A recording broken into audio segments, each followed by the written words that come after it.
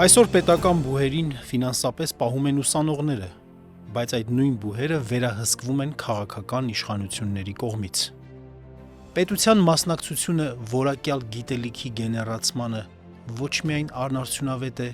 այլև խիստ ձևական։ Բարձրագույն կրթությունը պետք է ընկալվի ոչ թե որպես ծախս, այլ որպես ներդրում,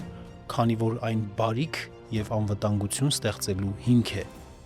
Պետական բուհերում կրթությունը պետք է լինի 100% անվճար,